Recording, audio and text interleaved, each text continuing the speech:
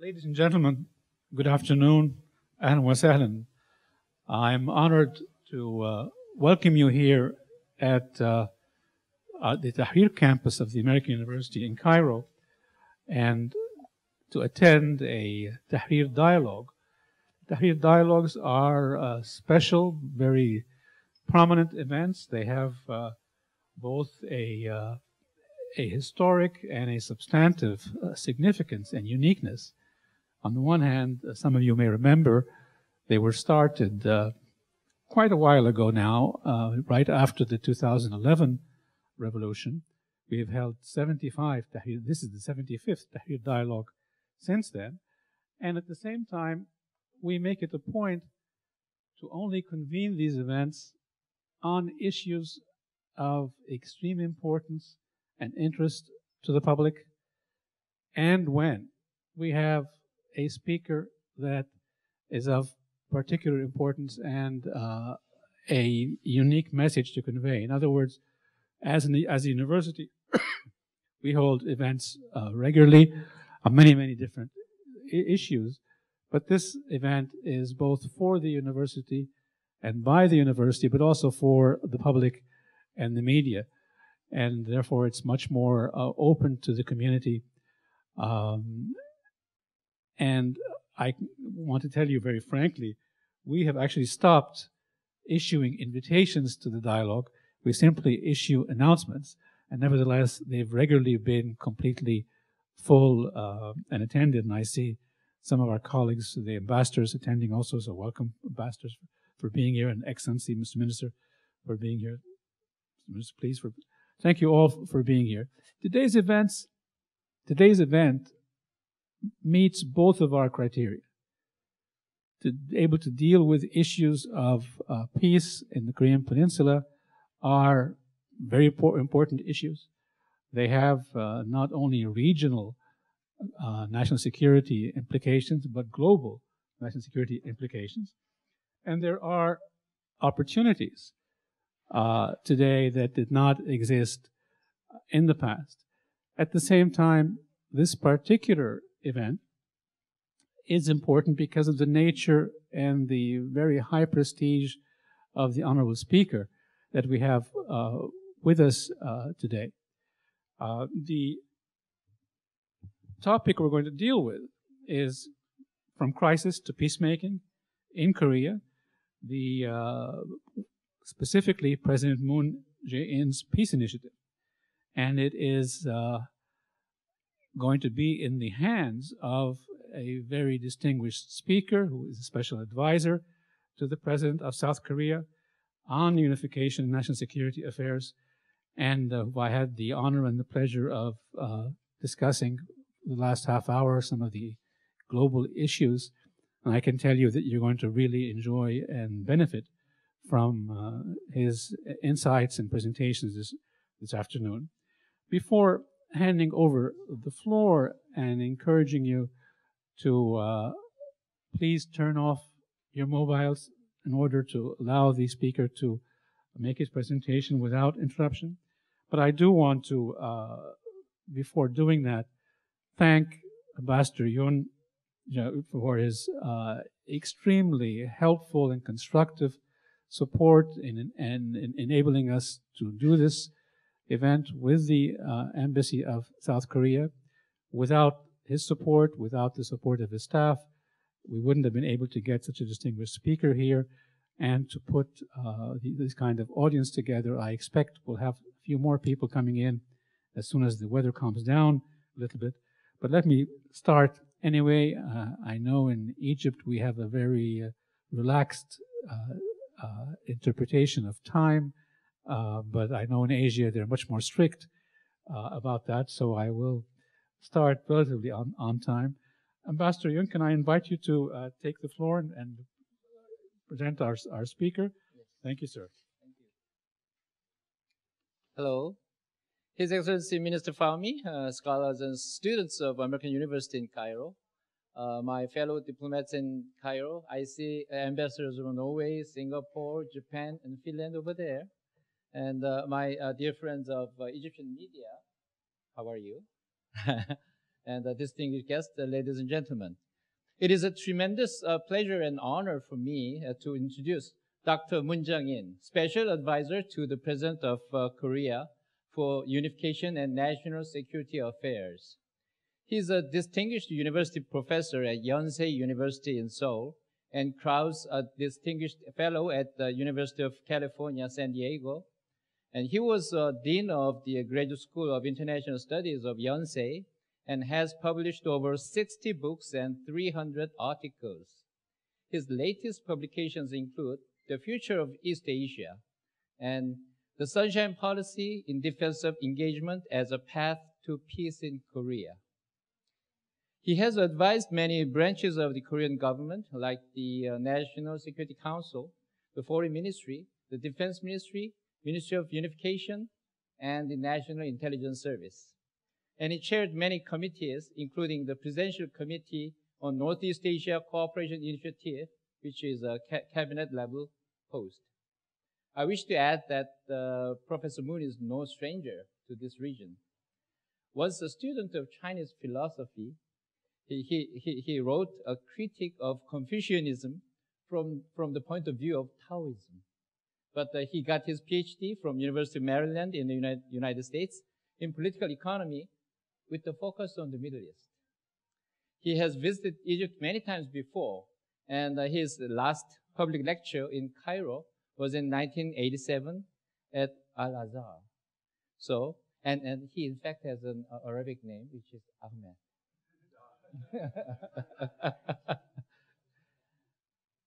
But most of all, he is known as a key architect of the Sunshine Policy under President Kim Dae-jung. And he has assisted two other Korean presidents who succeeded this policy of engagement with North Korea rather than confrontation. Professor Moon was a special delegate to the first and second Korean summit, which were held in Pyongyang in 2000 and 2007, respectively.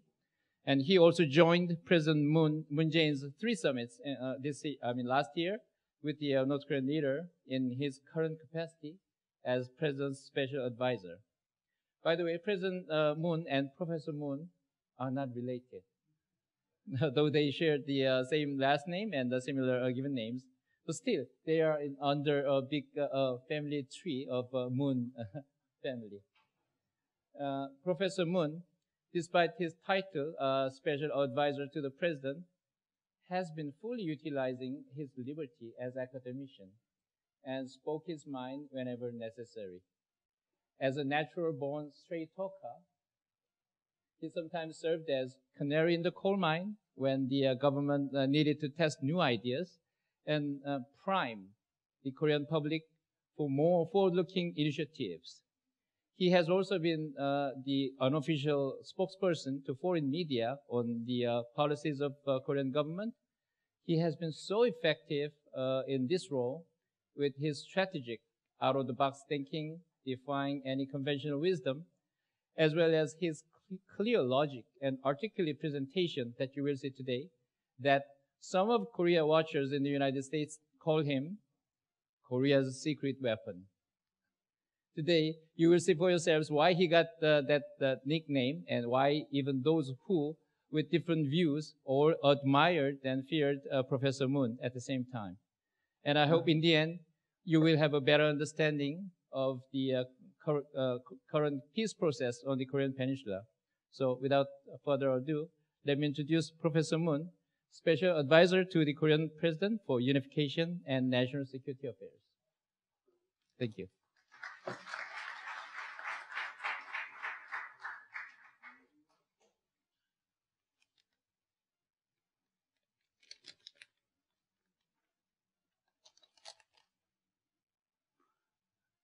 Very nice to see all of you.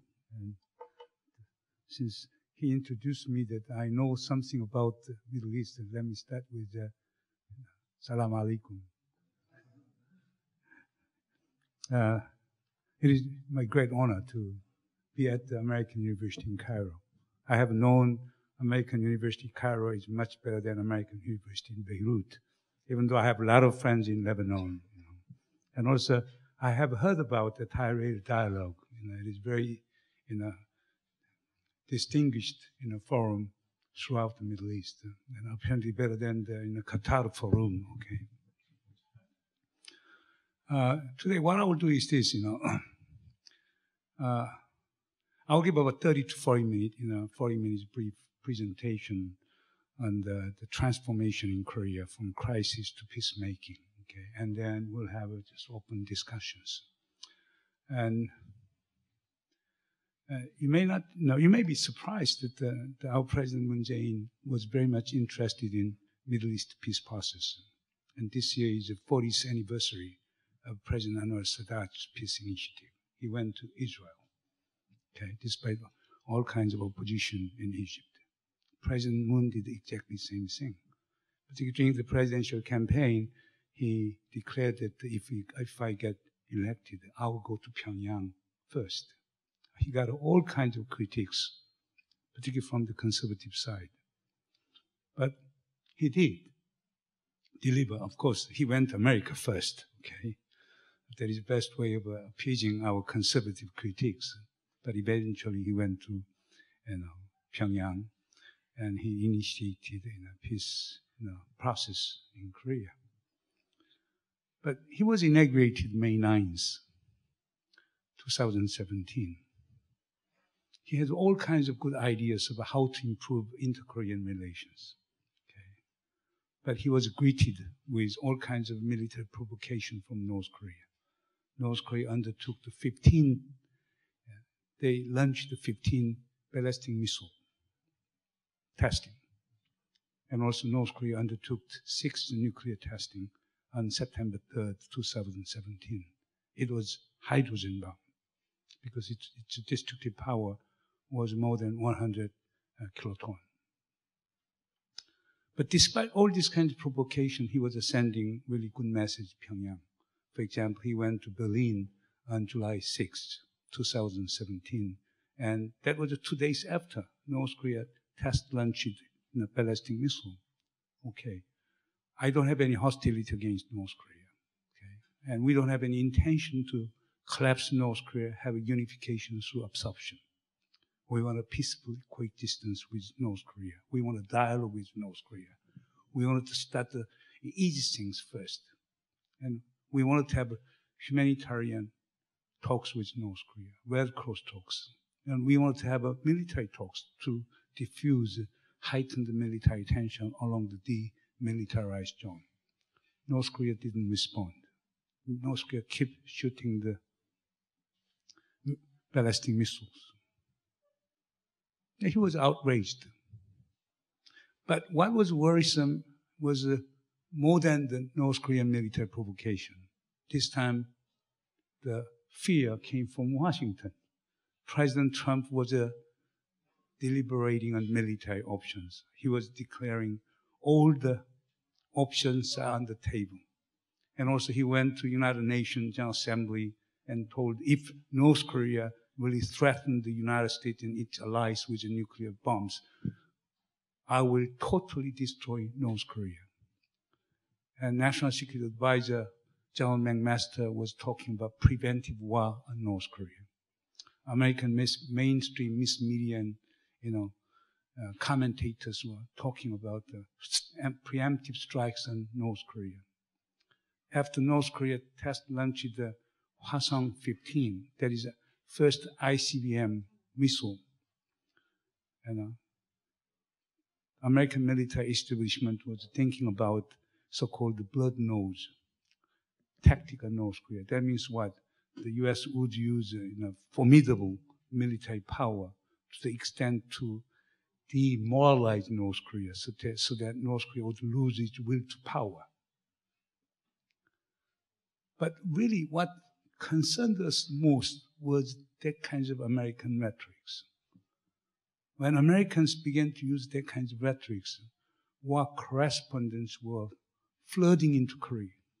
I gave at least 15 to 20 interviews to war correspondents. They're really horrible.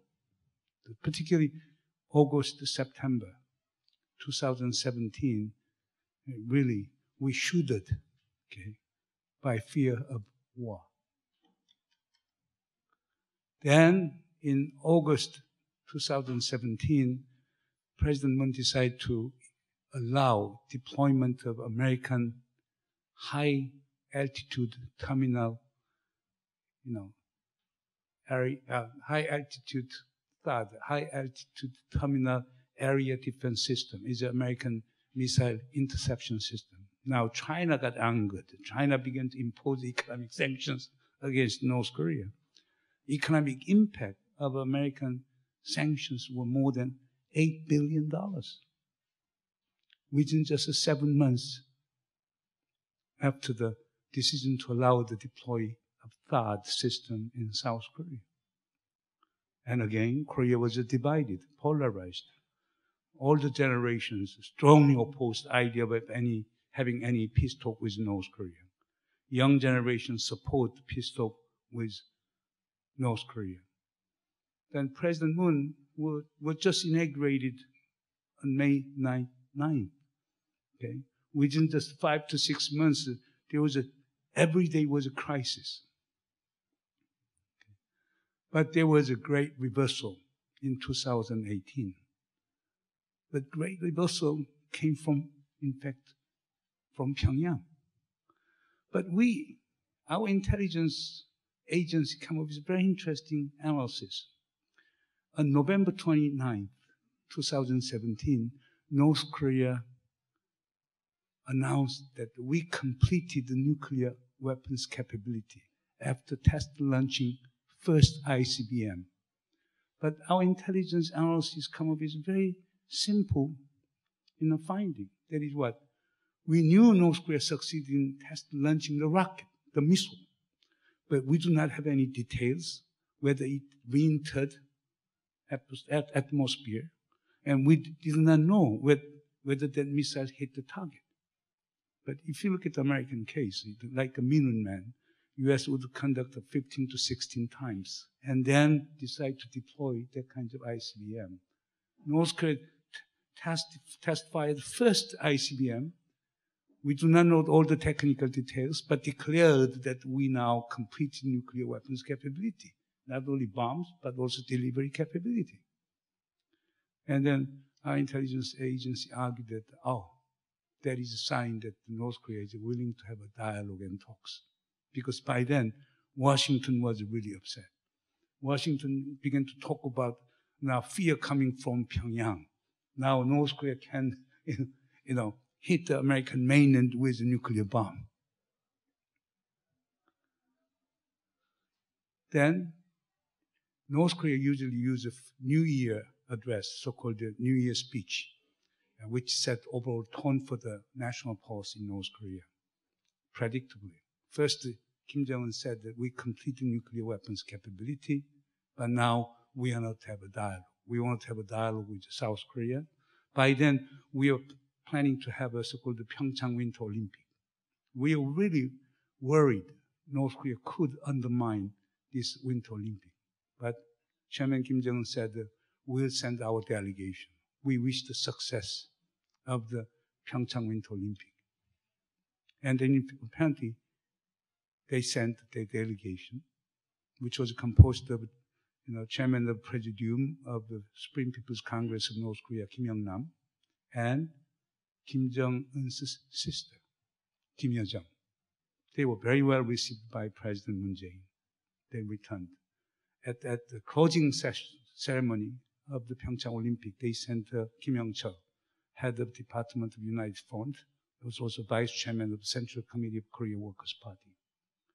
And he is the person who is in charge of inter-Korean relations. They had very thorough discussions. After he returned, they said that it is okay for South Korea to send special envoys. And March 5th and 6th, our two special envoys went to Pyongyang. President Moon gave a very specific missions to them. President Moon gave a 5-page questions to Chairman Kim Jong-un. He wanted to have a summit with Kim Jong-un. Kim Jong-un said yes. By the end of April, I will have a summit talk with South Korea. President Moon wanted to have a direct hotline with Kim Jong-un. Kim Jong-un agreed. And also, Kim Jong-un said that if United States does not threaten us with nuclear weapons, then we are not going to have nuclear weapons. And denuclearization is the will of my grandfather and my father. Fourth, he said that what he told to our special envoys is, we want to have dialogue with the United States. Why Seoul tried to mediate between Pyongyang and Washington. Fifth, if the United States does not undertake joint military exercise with South Korea and threaten us, and there is no reason for us to threaten South Korea with conventional and nuclear weapons. Sixth, he agreed to exchange performing arts delegation. That was the beginning of the new things. Immediately after that, our special envoys went to Washington on March 9th and 10th, met President Trump. President Trump kindly received them. And there, he said, yes, I will accept invitation from Chairman Kim Jong-un, but I won't go to Pyongyang. We'll have a meeting somewhere else. Okay? And that really turned around everything. And then April 27th, we had the first Korean summit between President Moon Jung and Chairman Kim Jong-un. It came up with a very good, Panmunjom declaration. It has 3 items. First is what? We'll improve inter-Korean relations. Second, we'll reduce military tension by suspending all the hostile activities under the ground, on the sea, and in the air. Okay. And also they agreed to transform demilitarized zone into the peace zone and the troublesome West Sea area into the maritime peace zone. And also finally, they agreed to have end of war declaration within this year, meaning 2018. And also they agreed to work toward peace, creating peace regime on the Korean Peninsula. More than that, for the first time, North Korean leader agreed to have a complete denuclearization. And also,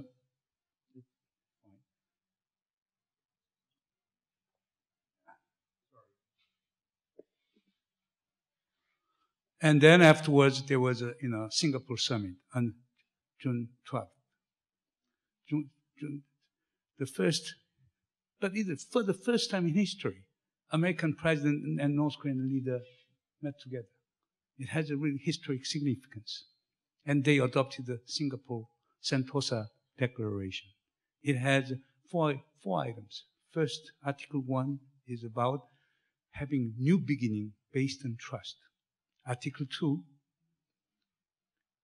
2 leaders agreed to work toward creating lasting and stable peace regime on the Korean Peninsula.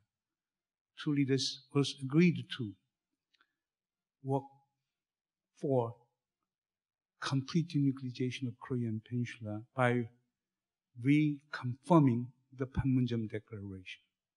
And final item was the discovery of the remains of the American soldiers killed during the Korean War and return them to the United States.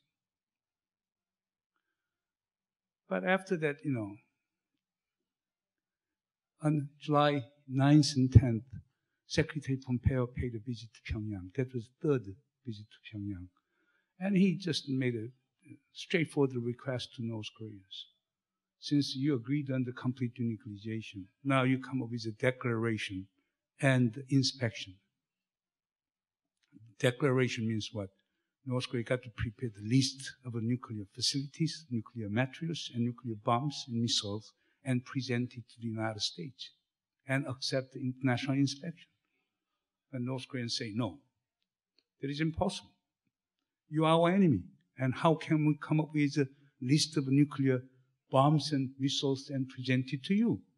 It is like giving your hit list, attack list to you. We cannot do that unless there is some kind of assurance in the form of end of war declaration and non-aggression in a code.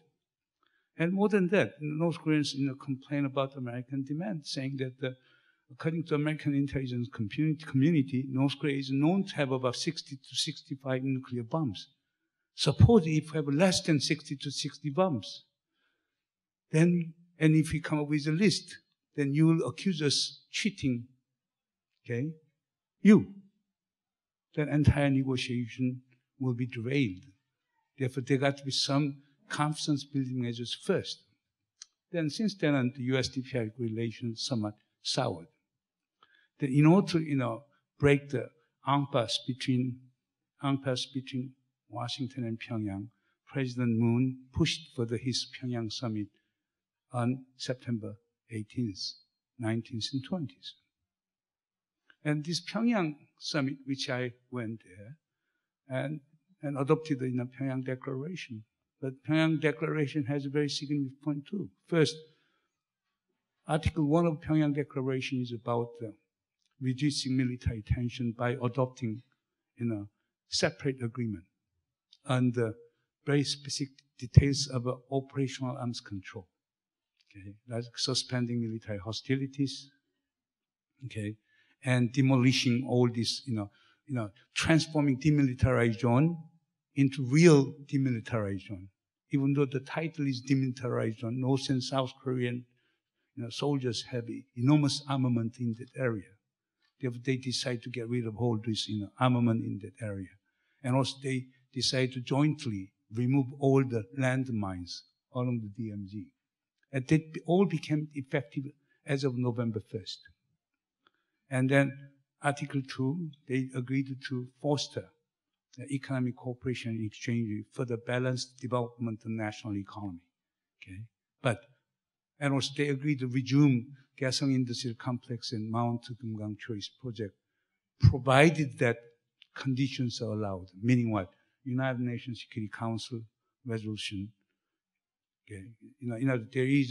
If there is a relaxation of sanctions imposed by UN Security Council resolutions, then South Korea will resume Kaesong Industrial Complex and Mount Kumgang Choice Project. And third is the social, the reunion of separate families. And fourth is the social, cultural, and sports exchange. And final one is about nuclear. North Korea agreed to allow inspection of concerned countries when North Korea dismantled missile engine test site in Dongchangli. And finally, North Korea agreed to permanently dismantle nuclear facilities in Yongbyon if United States comes up with corresponding measures of the June 12th, June 12th declaration. That is quite a significant development. Therefore, as a result of the setup, this U.S. President met the President Kim Jong-un once. President Moon Jung met the Chairman Kim Jong-un 3 times. President Kim Jong-un met the President Xi Jinping 3 times. These are humongous changes over the 1-year time period. And starting from November 1st, okay, we also stopped our hostile activities along the demilitarized zone. And also we opened the joint liaison office in Kaesong. Now about 30 South Korean officials now working in Kaesong, North Korean city. Okay. And also we had starting ceremony, commencing ceremony of the so-called Inter-Korean Railroad Connection in December. Therefore, there have been phenomenal changes. Okay. But since in October, Secretary Pompeo visited Pyongyang 4th time. But since November, nothing happened. We are hoping that there would be a second US DPRK summit in November. That didn't take it out. We are hoping that the second US DPRK summit takes place in November. Then, in following months, December, Chairman Kim Jong-un would pay a visit to Seoul. But that scenario didn't work it out. Now, there are still the relations between US and DPRK, even though inter-Korean relations are getting better. Then what are the reasons? First reason is this. There is a really incompatibility between US and DPRK on the sequencing of denuclearization. American position is that you come up with a complete denuclearization first, then I will think about relaxing sanctions. North Korean position is this: you relax sanctions, then we will consider making complete denuclearization. Then here South Korean, position is what? South came up with compromise, saying that if North Korea reaches irreversible stage of toward complete denuclearization, let us start relaxing sanctions against North Korea. Of course, the United States turned it down, because that position is somewhat similar to Chinese position.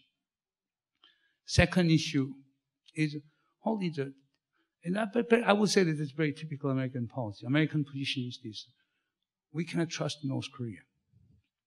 All in one, or all or nothing.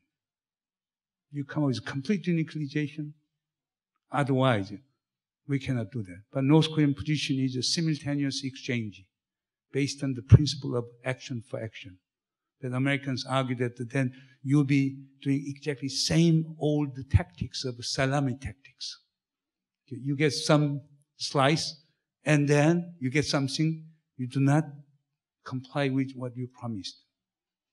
Therefore, the whole bottom line is this: U.S. doesn't trust North Korea. North Korea does not trust the United States. And American position is like a crime and punishment. North Korea committed crime in the past. Then America got to be punished.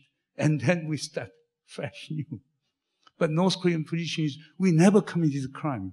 It's American invention of crime.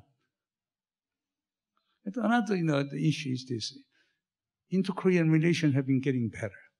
We have a good ties between two leaders and etc. But U.S.-DPRK relations have been souring. Then Americans have been demanding South Korea to synchronize inter-Korean relations with U.S.-DPRK relations.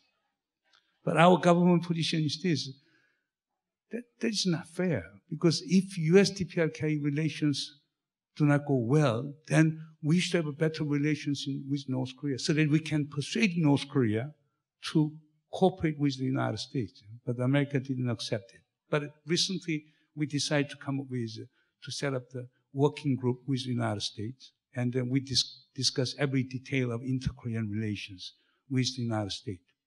Okay. However, there's always some kinds of cacophony coming from the coordination between inter-Korean relations and U.S.-DPRK relations.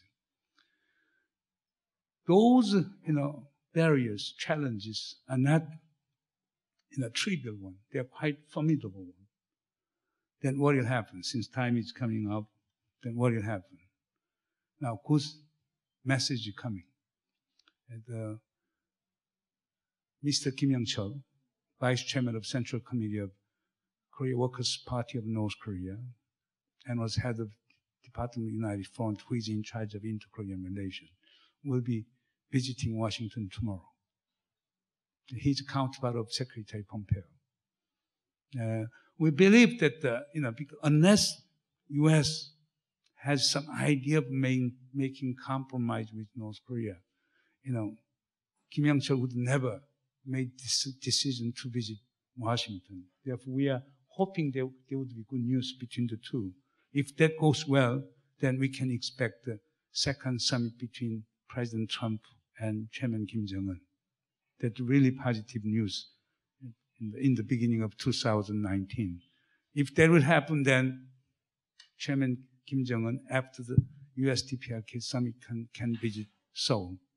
Then we can create a virtuous circle between inter-Korean relations, U.S.-DPRK relations, and ROK-U.S. relations. We are really hoping that one. But by way of conclusion, let me emphasize one point. Yes, we made a lot of achievement last year, but I would say that's a very modest step toward the denuclearization of the Korean Peninsula and peacemaking in Korea. Now, we need patience, we need prudence, in dealing with it. Because 70 years old conflict cannot be managed and resolved in 1 year. But problem is that people have a high expectation. They want a peace quick. They wanted to have a quick fix solution to all these pending issues. But reality may not welcome that kinds of ideas. Therefore, with that one, I will conclude my remarks. Thank you very much for your listening to me.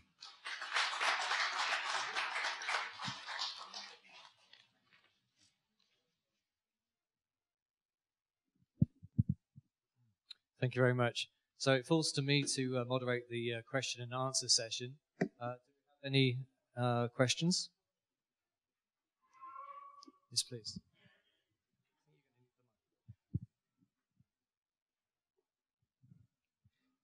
Thank you very much.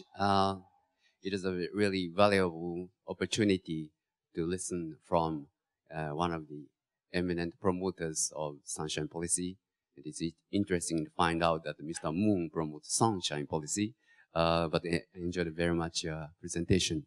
As you know, Japan is also very much interested in this affair, and Japan welcomes the historic summit between the US and North Korea, and 3 summits between the North and South. And that has been an important step forward for the comprehensive solution of the nuclear and the ballistic missile issues, and as well as the abduction of Japanese nationals by North Korea, which is an international crime. We believe that has to be addressed as soon as possible. And there has been a lot of movements, and we have to see the facts and judge from acts. And we talk about the denuclearization, but the word denuclearization of the Korean Peninsula has been already referred to by North Korea since 1990s. And what is different is that they say that they have now nuclear weapons. So I would like to ask you about your view on the series of UN Security Council resolutions. They define as a goal, CVID, complete, verifiable, and irreversible destruction of weapons of mass destruction, ballistic missiles.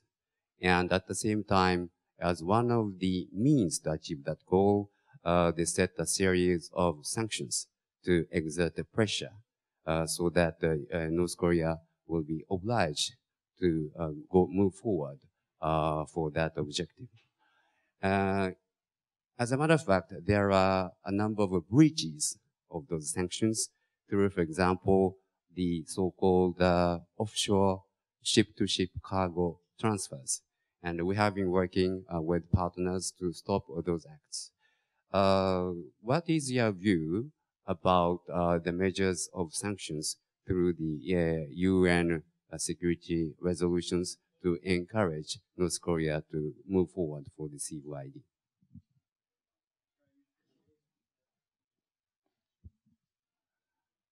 Ambassador, thank you for your question.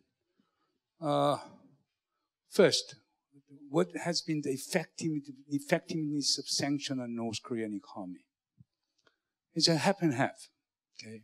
But existing sanctions has been one of the toughest sanctions in North Korea.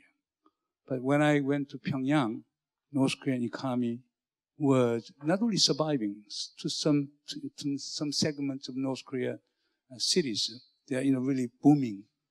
Therefore, North Korea has been shown amazing durability to sanctions, and North Korea has been extremely well adapted to international sanction regimes.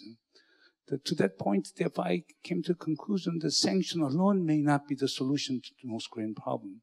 Giving pain to North Korea, unbearable pain to North Korea, could be a good way of altering North Korean behavior. But so far, we have done all kinds of sanctions, but they may not, they have not been fully accomplished the intended goal of sanction regimes. But North Korea has stopped nuclear testing. North Korea has stopped suspended missile testing, not because of sanctions, but because of the chance for dialogue and negotiated settlement. Therefore, on that point, sanction alone may not solve the North Korean problem. So our government position is this: we comply with the UN sanction resolution 100%. We have never violated. What we are doing with North Korea have all approved by sanction committee. And we have been complying with American unilateral actions too. Of course, it was not easy to persuade the American government to make some exceptions of our interaction with North Korea. But so far, the United States has been very, very cooperative.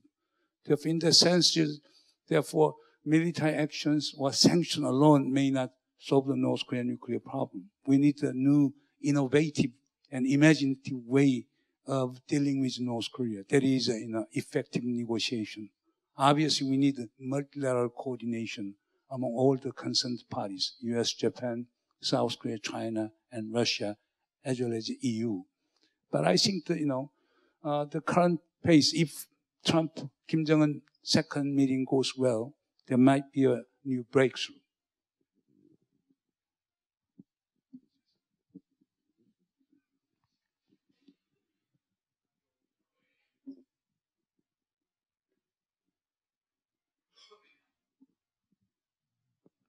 You are most welcome here in Cairo to address us about Korean peace. But I just want to have clarification about your closing sentence.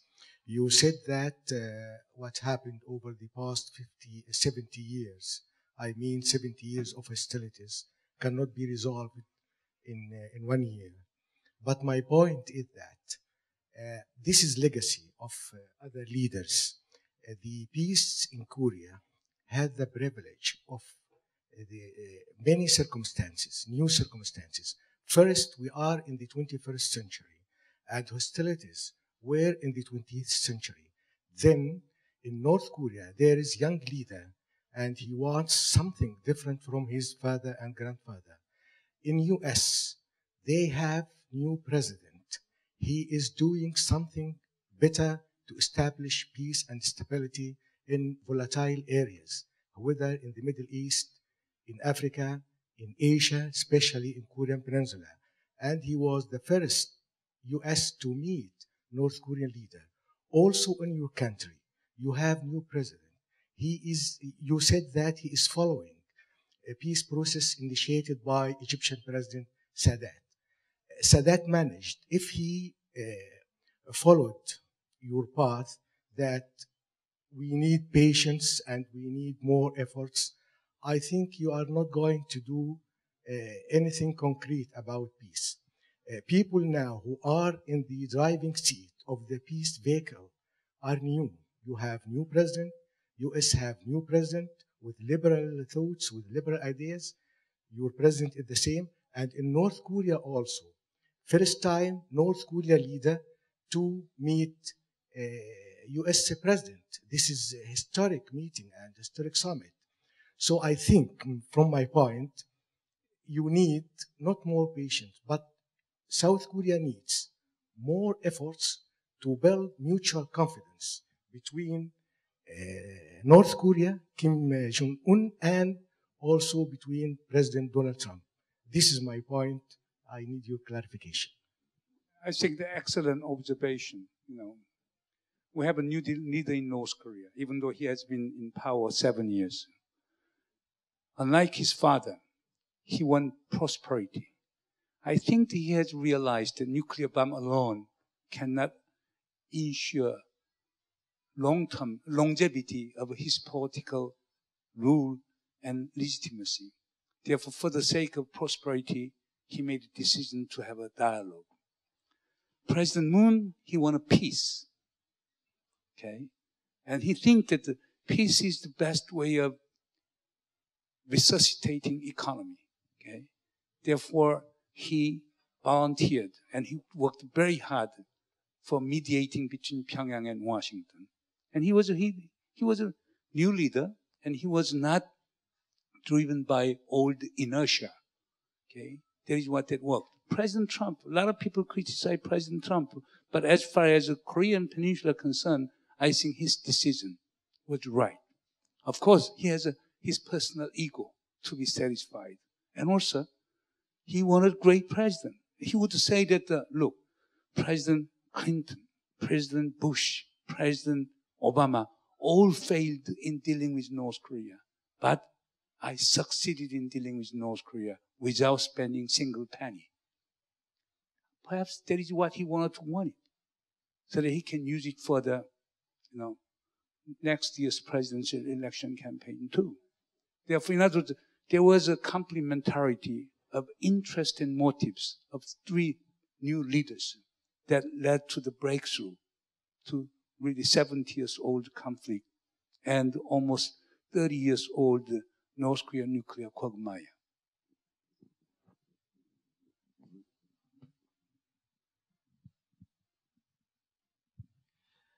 Well, first of all, Professor, let me thank you for the insightful thoughts that you shared with us. Professor, it's well known that modesty is a major component of the Korean culture, but please allow me to invite you to avoid this modesty for a while and admit with me that the breakthrough which came from the North is widely attributed to the change of orientation of the South Korean government under President Moon. Until the end of my tenure as ambassador in Korea, until October of 17, I have been a member in the peace group, group of ambassadors discussing with the Korean government the situation in the Korean Peninsula. And I am a witness of the positive change of heart, which was revealed by the discussions, the change of heart of the Korean government under President Moon. So do not be modest at this. You have to attribute it to you rather than to the North. Second, it seems that the Korean Peninsula is witnessing a process of pacification with its ups and downs, which, if gently managed, might lead to further steps, perhaps at a certain moment of history, a reunification or a sort of reunification. What is expected from the Korean state, the Korean government, and the Korean people in order to enhance forward this process is well known by the Korean government, the Korean state, and the Korean people. But what do you expect from countries far away from your proximity, like Egypt, for example, with its position in the Arab world and the African world as a leader? What do you expect from us to do in order to help you drive forward this process towards further horizons of pacification and reunification? I think that's a very excellent question too. But I would say in this way, Egypt does not have a direct conflict of interest with the Korean Peninsula. You do not have a geopolitical calculus of the Korean Peninsula. Then you can have a much more objective, fair, and just way of understanding Korean Peninsula issues. Therefore, you can give a more, innovative and objective and neutral policy advices. For example, now North Korean argument saying, you relax sanctions first, then I will denuclearize it. And American demand saying that you didn't denuclearize first, then I will reward you. Maybe you can find some, golden means between the two, right? And that kinds of ideas can come from, a country like Egypt. Okay? In solving the Korean Peninsula problem, you need a common sense. Okay? And also you can see historical mandate. Okay? It is historical mandate to have peace in Korea. We cannot live under threat of war more than 70 years, right? Then perhaps you can approach the Korean problem from that kind of very common sense and the historical mandate and spread that kinds of word to others. If the United States makes some excessive demand, then you can tell Americans not the right way of doing things. If North Korea makes an excessive, stance, then you can tell North Koreans, particularly Egypt is very close to North Korea, you can tell, no, that is not the right way of doing things. In that way, you can raise your voice and try to solve the Korean problem peacefully. Please.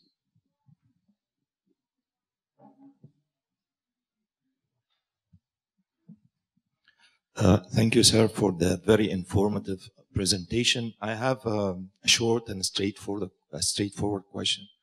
I haven't heard any mention in your presentation of China.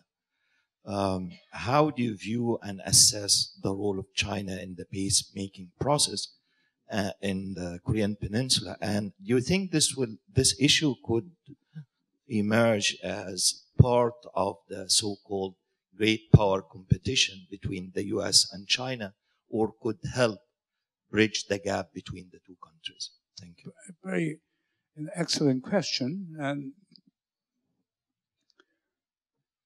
let me first answer to your question by outlining what is the Chinese policy on the Korean Peninsula. President Xi Jinping made it very clear. He has 3 principles on the Korean Peninsula. First, peace and stability on the Korean Peninsula. Second, denuclearization of the Korean Peninsula. Third, peaceful resolution of all pending issues through dialogue and negotiation. And also he laid out the 3 operational strategies in dealing with the North Korean nuclear problem. First is what? Dual suspension. That means what? North Korea suspend nuclear missile provocation. And he urges US and South Korea to suspend joint military exercise and training. Second strategy is what President Xi Jinping called the so-called two-track approach. Denuclearization of North Korea cannot be achieved without pursuing concomitantly peace regime on the Korean Peninsula. Therefore, creating peace regime on the one hand, denuclearizing North Korea and the Korean Peninsula on the other hand should be pursued simultaneously. That's the second strategy. And third strategy is what? And China is somewhat, inclined toward North Korea. That is what? There must be incremental and simultaneous, incremental solution to North Korean nuclear problem through simultaneous exchanges based on the principle of action for action. Okay? But all those 3 principles and 3 strategies, to some extent, they are very close to South Korean position. Okay? And in this sense, there is some kind of similarity between Chinese position and South Korean position. But we are an ally of the United States. Therefore, we should work with the United States very closely. But there is a very close consultative mechanism involving Beijing, Seoul, Washington, Tokyo. Yeah? Sometimes there could be different opinions. But they all share one common goal. Nuclear weapons-free North Korea first. And then North Korea, since North Korea demanded we want to have a nuclear weapons-free Korean Peninsula. Okay? It's not easy task, but we should work it out.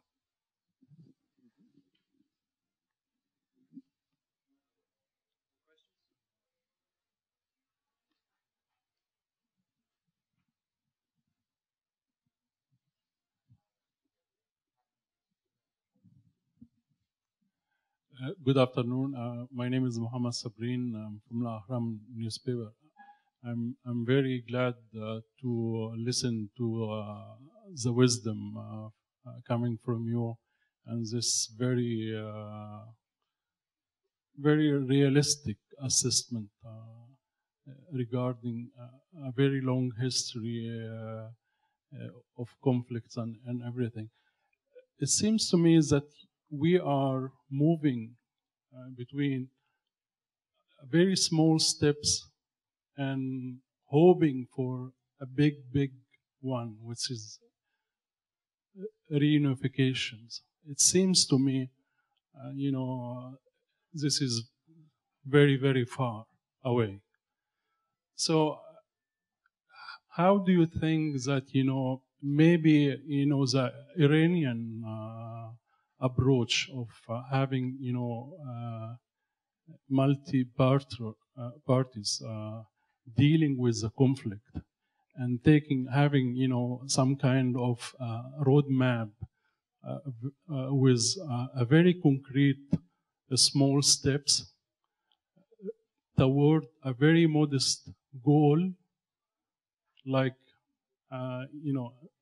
having two states recognizing each other and ending, the declare of war, and having a very specific things, like the International Atomic Bomb Agency could verify a very small steps in the road toward whatever, the reason.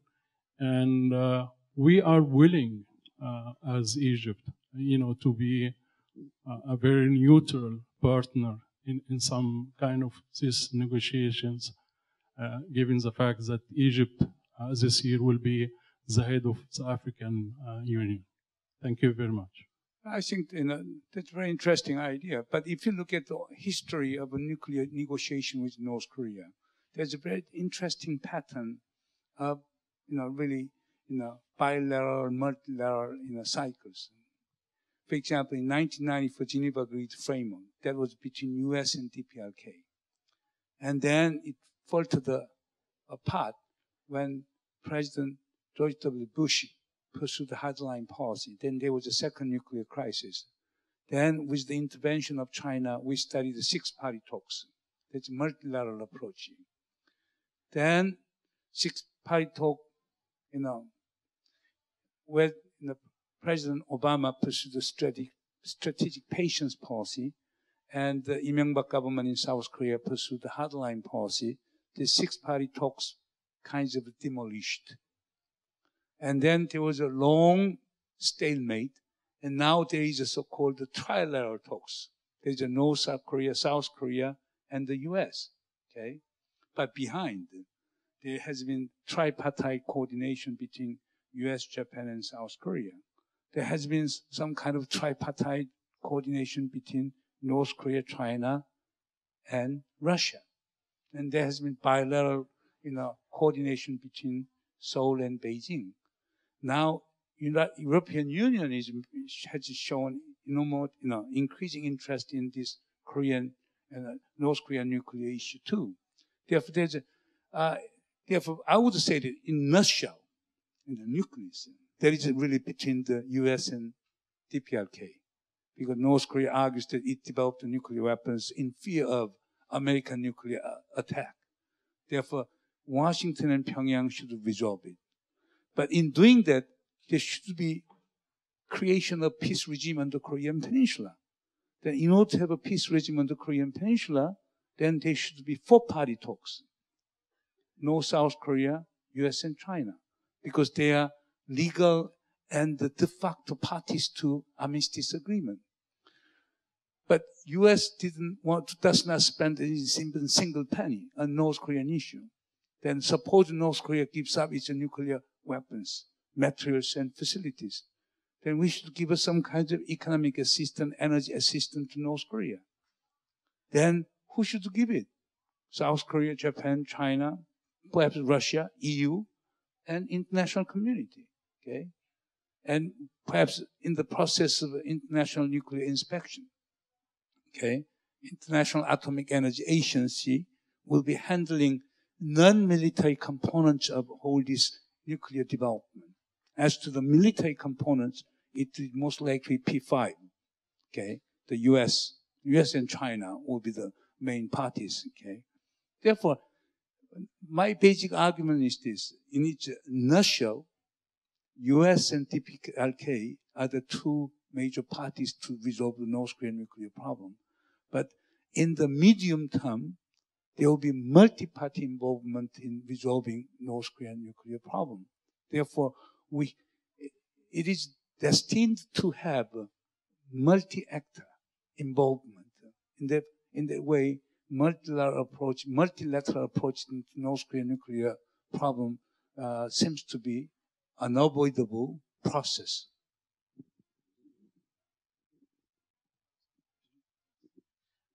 I'll just take one question for myself for one moment.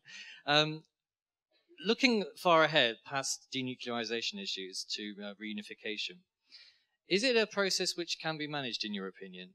If you look at the historical precedent of East and West Germany, this was something which was, the Berlin Wall of course, was brought down on a societal level rather than a political level. And when you look at today at some of the polls, for example, in South Korea, there's perhaps a demographic rationale for historical antipathy, or because of the cost that reunification is going to incur on South Korea. Do you believe this process will be managed effectively at the political level? You really touch on the issue of unification. You know, there are several different concepts of unification in Korea. Our most cherished form of unification is one single unified nation state. Okay. But North Korea has been proposing federation or confederation. South Korea has been proposing union of North-South Korean states, which is very likely European Union. That one single unified nation state means what? One nation, one state, one system, and one government.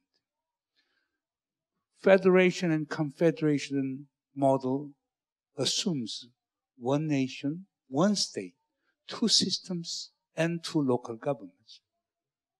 But South Korean government's proposal of a union of North-South Korean state assumes one nation, two states, two systems, and two governments. But what we want to do is this. Given the long history of division and conflict, it may not be easy. It is not easy to come up with one, sovereignty. Then instead, let us promote exchange and cooperation. Let us pursue peaceful coexistence. Let us build confidence. And then let us have a free flow of people, goods, and services. In that way, we can achieve de facto unification. That is the South Korean model. Okay? And in the past, immediately after German unification, we South Koreans strongly favored the unification by absorption, like Germany. West Germany absorbing East Germany. And all of a sudden we discovered how expensive it could be. Then since then on, we have been shifting. Of course, some hardliners argue that the unification at any cost, even the war. But 90% of Koreans, South Koreans would oppose that idea. Therefore, we want unification by consensus. Okay? Therefore, now, unification by consensus in the form of union of North-South Korean state. That is the most desired pathway to unification.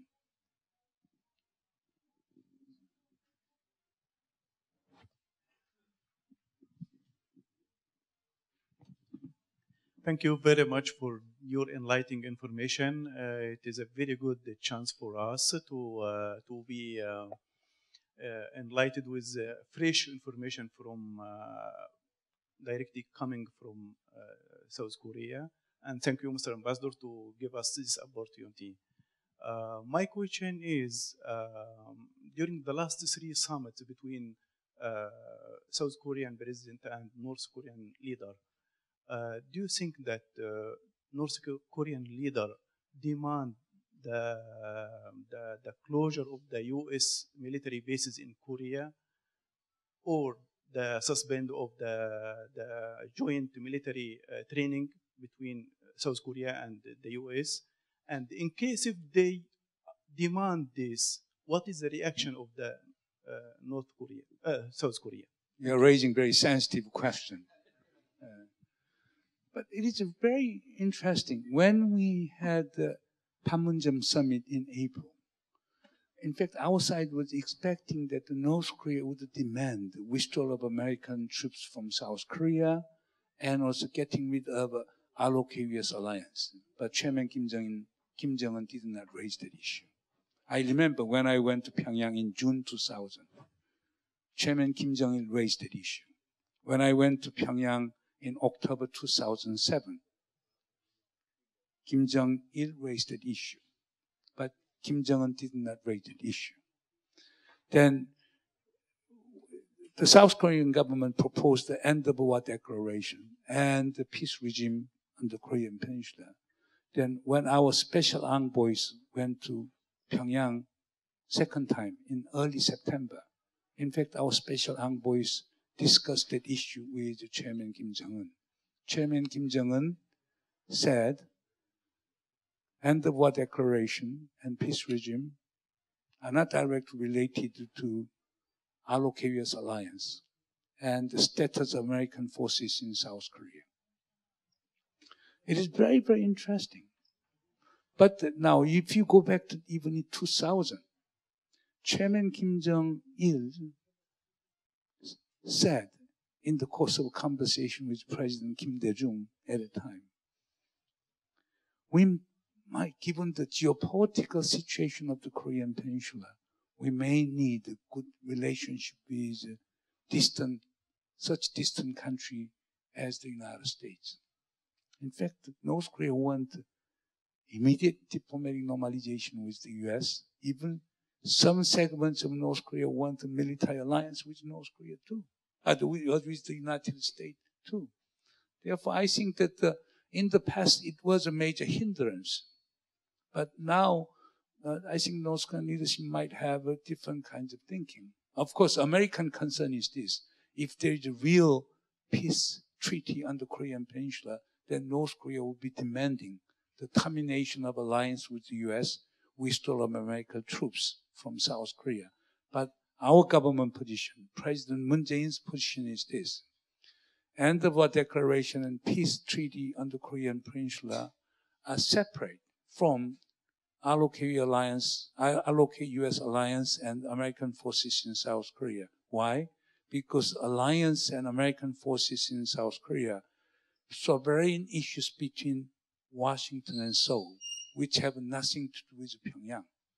Because as long as that alliance and American forces in South Korea do not pose a threat to North Korea, there is no reason North Korea to raise an issue, right? Therefore, our government made it very clear, our government has clarified the linkage between the alliance and allocate force in South Korea vis-a-vis and the War Declaration and peace treaty.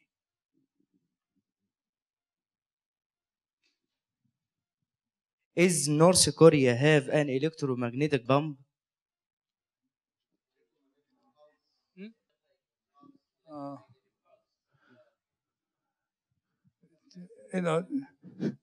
But what North Korea has been using the term is this: we have a nuclear bomb, even we have a more formidable weapons, powerful than nuclear bombs. I don't know, there could be electromagnetic, bomb or not, but we do not know. But we got to understand one important point. That is, we should never underestimate North Korea's technological capability. Very few in the U.S. and South Korea, even in Japan, thought that North Korea would develop nuclear bombs, hydrogen bombs, and ICBM in such a faster pace. Therefore, when North Korea uses that kinds of words, then intelligence community should give a very scrutinized attention to North Korean claim. In the past, we all dismissed, North Korea is not capable of doing things. Even North Koreans are starving their own people, its own people, how they can have that kinds of, sophisticated technological capability. But North Korea proved that it can develop that kinds of technology. Therefore, with regard to your question, I do not know, but we should pay attention very closely. One point is that North Korea is a technologically backward country, right? It's one of the closest nation in the world. But every country in the world is afraid of North Korea's hacking. Everybody, US, UK. When I had a visit to UK January last year, I met some members in Parliament, and they were really concerned about security threat coming from the US, from North Korea, not only nuclear but also cyber threat. Therefore, in that point of view, I think that we should never underestimate North Korea's technological capability.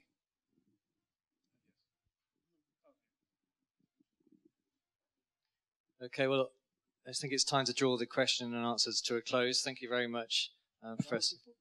Sure. I was going to hand over. Sorry. I've been extremely interested by what you said. I found your comments very insightful and very deep in the points you were making. I was taken in a positive sense about the point that sanctions have not really had the effect that people assume. I've always been a believer that long-term sanctions never work. Short-term sanctions may affect for a while, but ultimately people get used to things and find different ways. I would also add that over the years I've had a lot of contacts with arms control experts, including those that dealt with your part of the world. And they made the point you just made now, that don't underestimate the technical know-how in North Korea. Don't assume that they don't understand what they're doing. It is a well-defined and well-calibrated system, in spite of the criticisms that may be legitimate or not. But in that light, and I share that opinion, these are serious people who have policies and certain ambitions and certain postures to take. I just find it a little bit, I think we need to be a bit careful about being overly optimistic. This is a very complicated problem. It involves not only whether we're going to have one Korea or two Koreas under any format, it also involves security arrangements that relate to the two countries and relate to a lot of countries around them at the same time. And frankly, I commend your government's policy. I commend trying to open up with North Korea and their response to you as well. But the idea that we can get a solution to this in its security component without looking at the security alliance in the whole region is, I think, not realistic. Has the thinking started about, okay, how do we ensure security not only for the two Koreas, but also for the other countries in the region, and some of them are on different sides of the alliance? You really pinpointed in a very Achilles heel of my argument. But if you look at the Hans Morgen's power among nations, he argued that he gave a so-called balance of power determinism argument by taking example of Korea. The Korean peninsula has been under the big power influence for 2,000 years. Koreans have never made their own determination. Fate of Koreans was shaped by major powers surrounding the Korean peninsula. But at least President Moon Jae-in's thinking is this, not my thinking, but we're similar, okay? Even name similar and thinking similar. That is, he does not really buy balance of power determinism. He does not really buy big power determinism. He believes that if North and South Koreans can work together, we can change geopolitical fate of Northeast Asia. We can, North and South Korea, if they can work together and produce peace on the Korean peninsula, we can serve as a positive factor to the alleviation of big power competition and rivalry between Washington and Beijing. Therefore, in the past, we always look into the international structure, shaping and determining the fate of the Korean peninsula. Now, we are thinking in reverse way. Let us make a peace on the Korean peninsula. Let us work together in such a way we can reshape regional order, even big power rivalry in Northeast Asia. That is our hope.